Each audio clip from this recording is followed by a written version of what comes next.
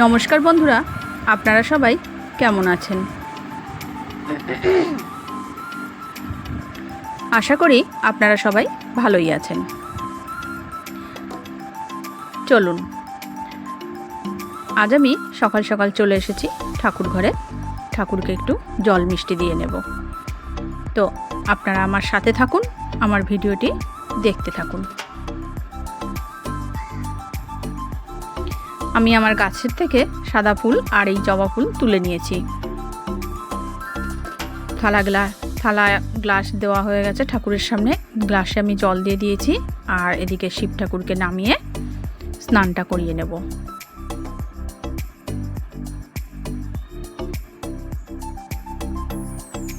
শিব ঠাকুরকে চান করিয়ে নেওয়া হয়ে গেছে। আমি ফুল দিয়ে দিচ্ছি।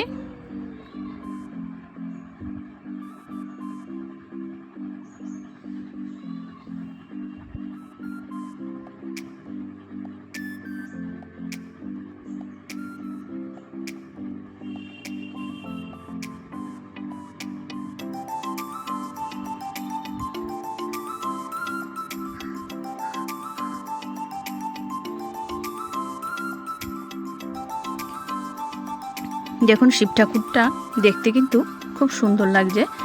আমি সাদা ফুল দিয়ে সাজিয়ে নিয়েছি। তারপর এক এক করে সমস্ত ঠাকুরের চরণে ফুল দিয়ে দিচ্ছি।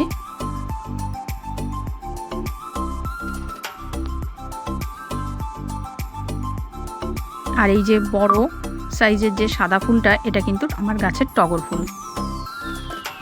বন্ধুরা, প্রতিদিনই প্রায় 2-3টে করে টগর ফুল ফুটছে গাছে।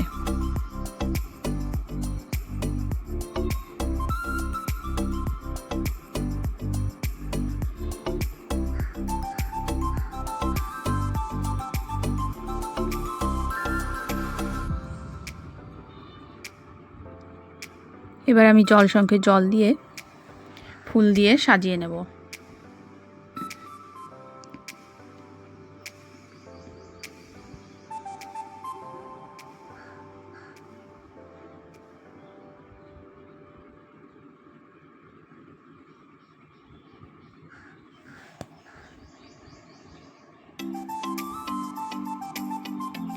থালা গ্লাসে তুলসী পাতা দিয়ে নিচ্ছি।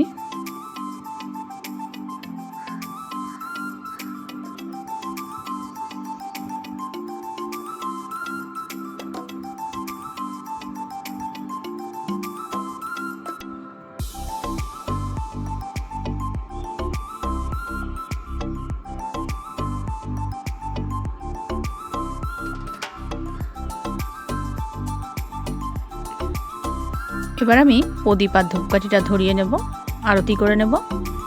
পুজোটা কিন্তু আমার দেওয়া কমপ্লিট হয়ে গেল। বন্ধুরা, আপনারা যে যেখান থেকেই দেখুন না কেন, আমার নিত্য পুজো দেওয়ার ভিডিওটা আপনাদের কেমন লাগে আমাকে কমেন্টে জানাবেন।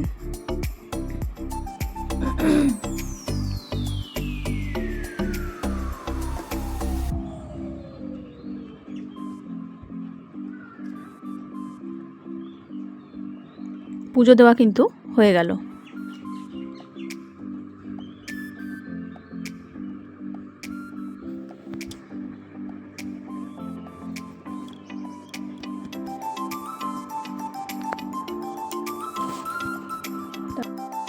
বন্ধুরা, আমার কিন্তু পুজো দেওয়া হয়ে গেল। এরপর চলুন আপনাদের সাথে রান্নাটা শেয়ার করি। সকালে ব্রেকফাস্টের জন্য আমি এখানে তৈরি করে নেব ফুলকপি আর আলু দিয়ে নিরামিষ একটা তরকারি আর লুচি। ফুলকপি আলুর তরকারি যেহেতু, সেই জন্য এখানে আমি ফুলকপি আর আলুটাকে একটু সেদ্ধ ভাপ দিয়ে নেব।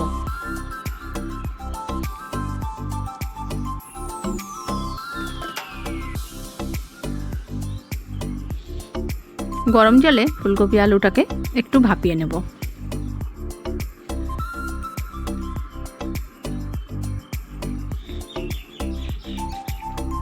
আর এদিকে দেখতেই পাচ্ছেন, ফুলকপি আলুটা ভাপ হতে আমি টমেটো কেটে নিয়েছি। টমেটোটাকে একটু পেস্ট করে নেব।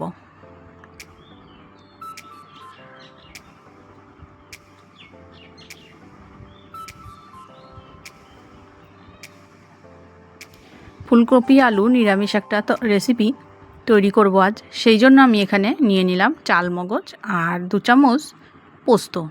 এটাকে বেটে নেব।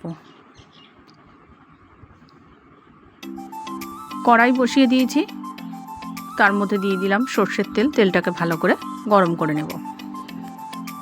তেলটা কিন্তু আমার ভালো করে গরম করে নেওয়া হয়ে গেছে। এরপর আমি ফুলকপি আর আলুটাকে ভেজে নেব।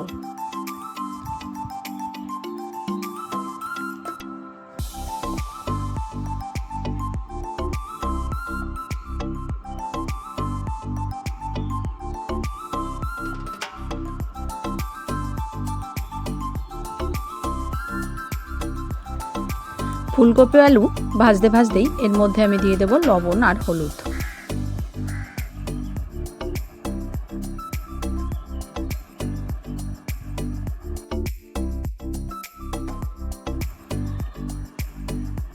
লবণ আর হলুদ দিয়ে ফুলকপিটাকে ভালো করে ভেজে নিতে হবে।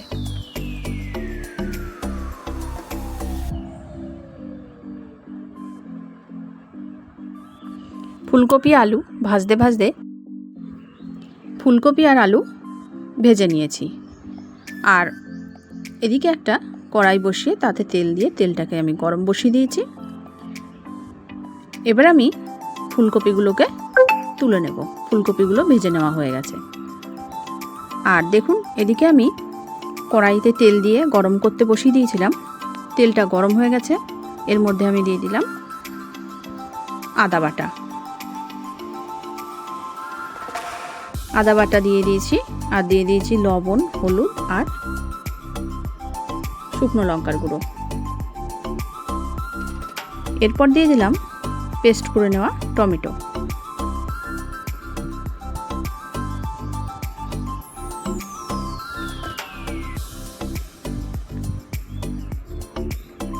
আলুটাও ভাজা হয়ে গেছে, তুলে নিলাম। আর দিয়ে দিয়েছিলাম হলুদ। আলুটা ভেজে নেওয়া হয়ে গেছে। আলুটা আমি দিয়ে দিলাম মশলার মধ্যে। আর মশলাটা কষাতে কষাতেই এর মধ্যে দিয়ে দেব পোস্ত আর চালমগজ বাটা। যে পোস্ত আর চালমগজটা আমি বেটে নিয়েছিলাম, সেই বাটাটা আমি এখন এর মধ্যে দিয়ে দিলাম।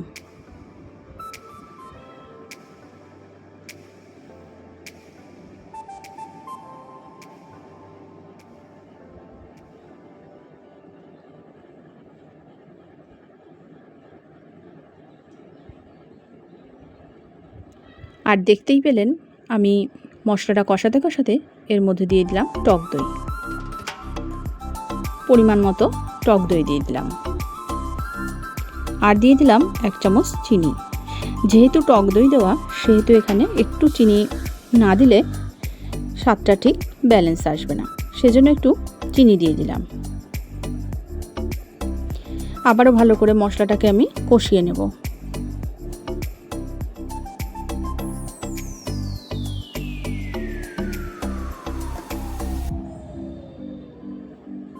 মশলাটা কিন্তু আমার ভালো করে কষিয়ে নেওয়া হয়ে গেছে। এরপর আমি এর মধ্যে দিয়ে দিয়েছি ভেজে নেওয়া ফুলকপি। ফুলকপিটাকেও কিন্তু এবার আমি মশলার সাথে ভালো করে কষিয়ে নেব।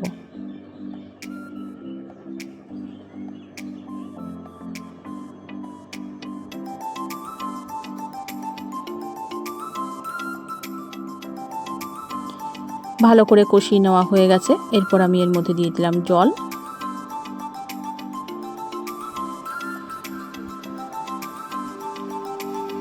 আমি এখানে আমার পরিমাণ মতো জল দিয়েছি। আপনারা চাইলে কম বেশি করে দিতে পারেন, কোনো অসুবিধা নেই।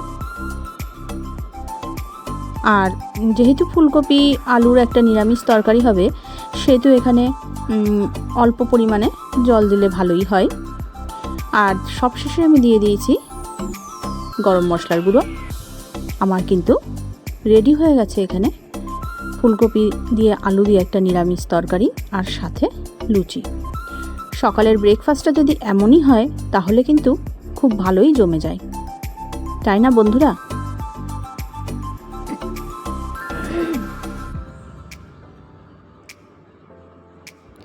দেখতেই পাচ্ছেন আমি কিন্তু গরম গরম লুচি আর সাথে ফুলকপির তরকারি তৈরি করে ফেলেছি।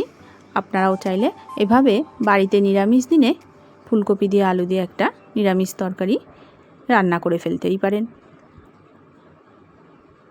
তাহলে আজ ভিডিওটি এটুকুই, দেখা হবে অন্য কোনো